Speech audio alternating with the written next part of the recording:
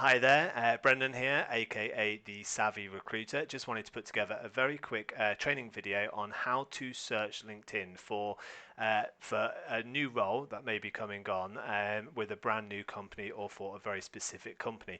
The reason that I wanted to do this was really just to highlight the benefit of sometimes stepping back and taking things back to basics and not overcomplicating the searches that we're doing. So if you bear with me, we're going to flip over onto LinkedIn.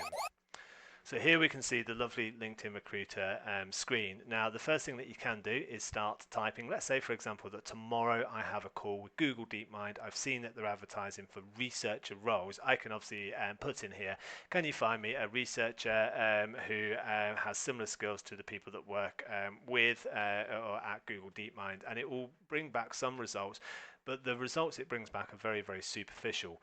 One of the biggest problems with this is it breaks down that result. It will split the text into fields. It will use filters, and we know that filters versus Boolean. Boolean is king, and filters it kind of be put in the bin.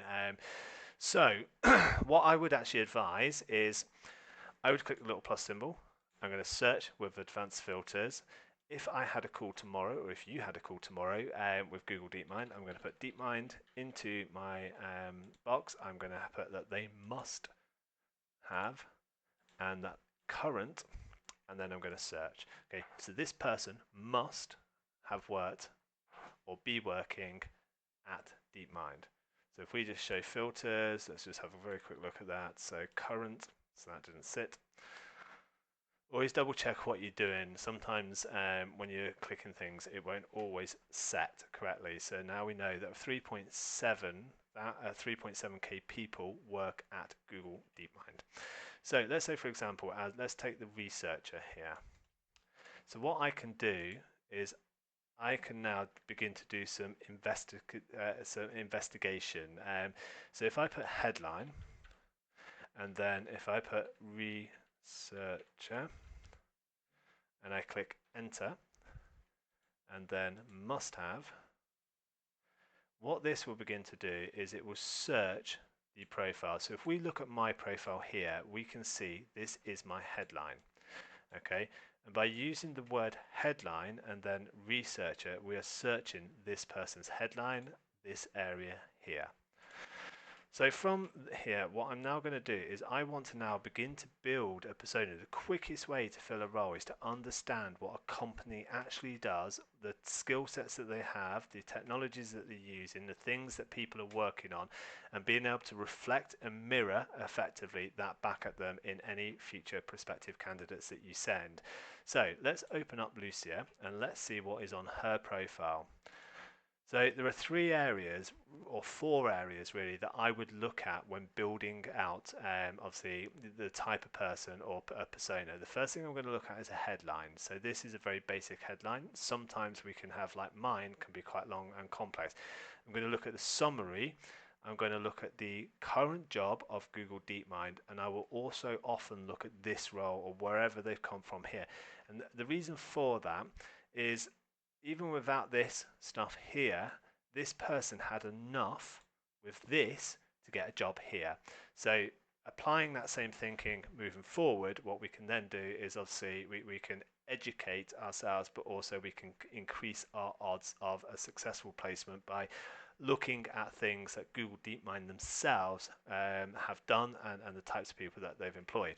So from here, what we're going to do is we're going to build this out. So generative AI is the first word that stands out. I'm going to open up my trusted Boolean builder here. I'm going to copy this into here.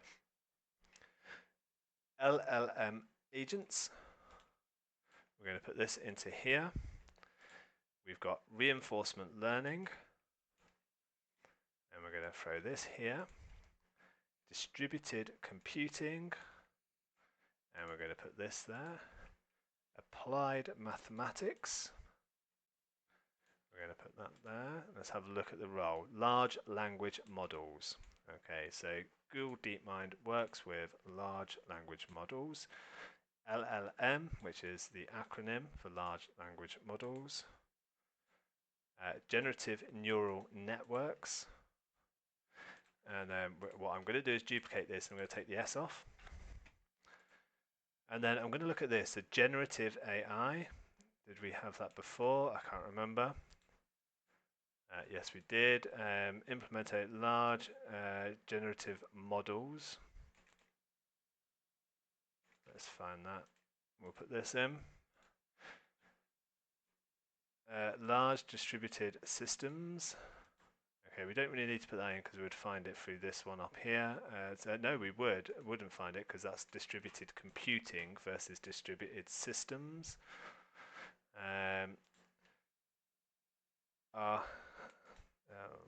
So we're going to put this in. And then generative neural networks.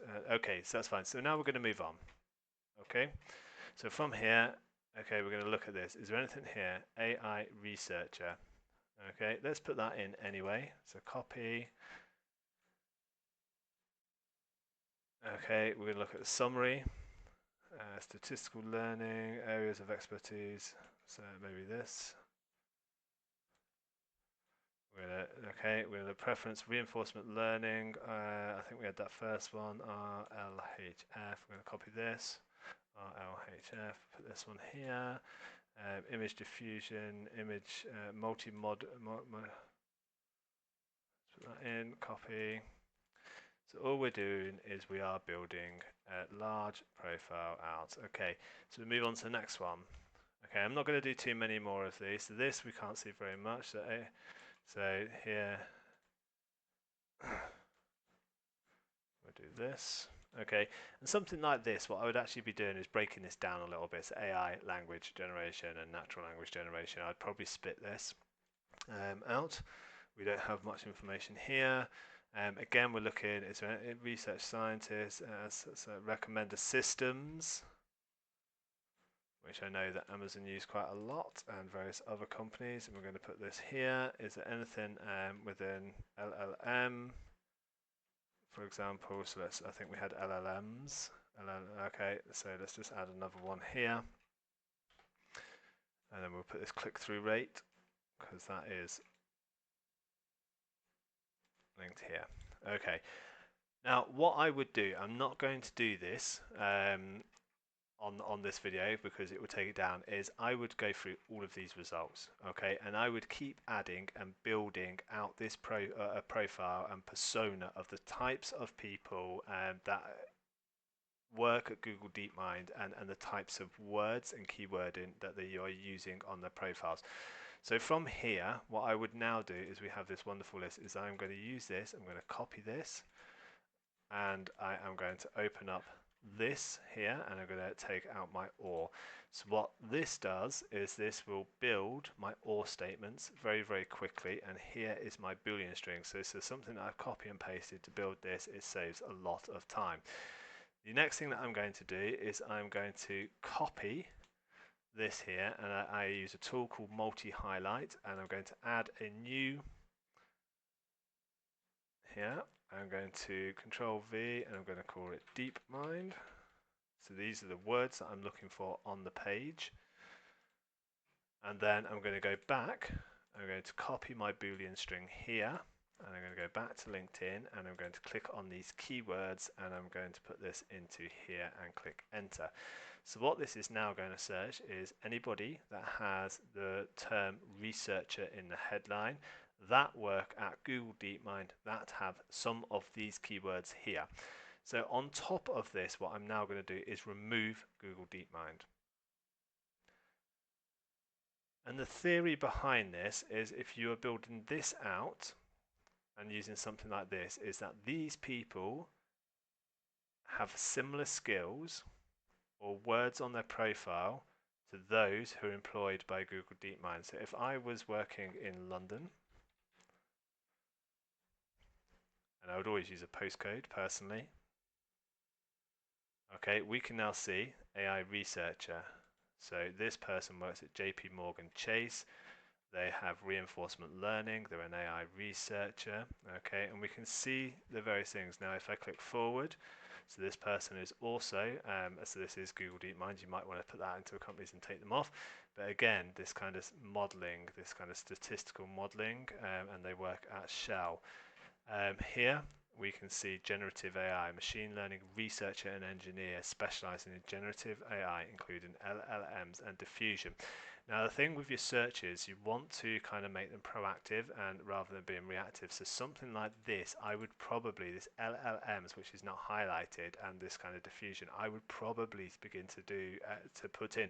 So I would always be very, very careful. So this first page results here, I would probably do something very similar. Whereas generative models, for example, if there's anything which I could really see which was very, very similar to the kind of key wording that was on the profiles of the people at DeepMind, I would also add this in.